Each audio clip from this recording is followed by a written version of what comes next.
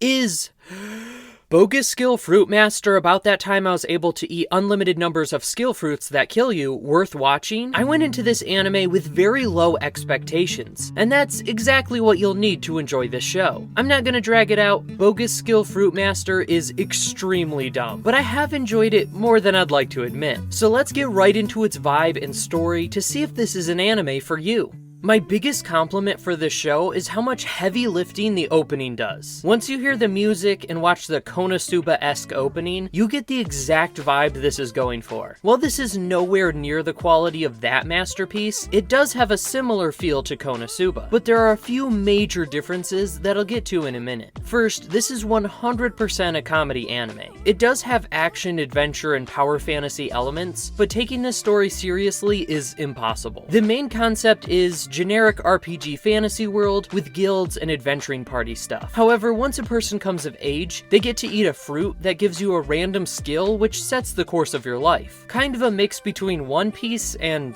Psycho-Pass, weirdly. Our main character, Light, wants to be the greatest adventurer, but he gets stuck with the Fruitmaster skill, which only lets him grow fruit faster, while his childhood friend gets a crazy powerful skill that instantly makes her a top-ranked adventurer. Sometime later, Light casually adopts a child, and through some hilarious circumstances, he finds out the Fruitmaster skill prevents death when eating more than one skill fruit. From here, he becomes an adventurer to fulfill his dream and rejoin his childhood friend. There's a lot about this setup that is, for lack of a better term, bogus. The show is self-aware enough to not try too hard, while also playing it completely straight most of the time. It's super nonchalant about everything. Like, the child gets dropped off at his house, and he just doesn't question it. There's no real reason given for it, and he proceeds to take her on all of his dangerous quests because why not, I guess? And the same thing happens for a lot of conflicts. The resolutions are usually extremely underwhelming, but I think it's on purpose. It's so absurd and simplistic in its storytelling, but that's what makes it funny.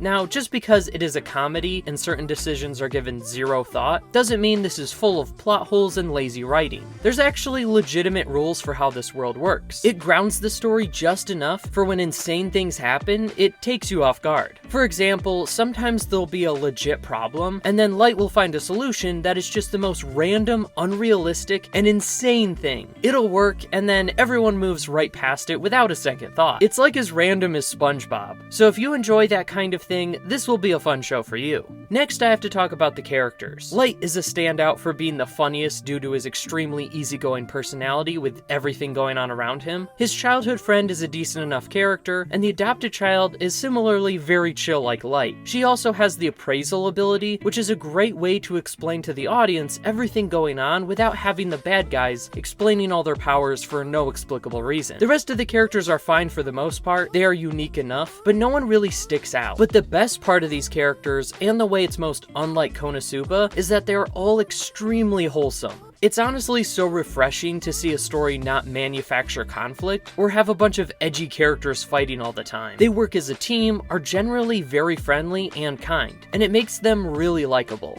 Although I've praised this show a lot, don't get me wrong, it's incredibly dumb. The animation is very mediocre, and I think it would be a worse show if it looked better. Its janky movement fits so well with the absurd story. There's also some fan service, but so far it hasn't been obnoxious. Just the usual ridiculous outfits and random shower scene. Overall, Bogus skill Fruitmaster, about that time that I was able to eat unlimited numbers of skill fruits that kill you, probably isn't worth watching unless you like a very specific absurd style of comedy. I'm mostly sure it's intentional, but the funniest parts are when it doesn't seem to be trying to make a joke. If you watch a few episodes and don't find it funny, there's not going to be much else here. But as a turn your brain off, super chill fantasy comedy show, Bogus skill Fruitmaster can be pretty fun. It's a D-tier show, but it's like a 7.5. If you want an explanation of my newly made up rating system, perhaps I will make a video about it in the future. But if you want something much more, painfully more sincere, check out this review of Honey Lemon Soda here on the end screen. Subscribe for more anime reviews. Thanks for watching, Jamyo.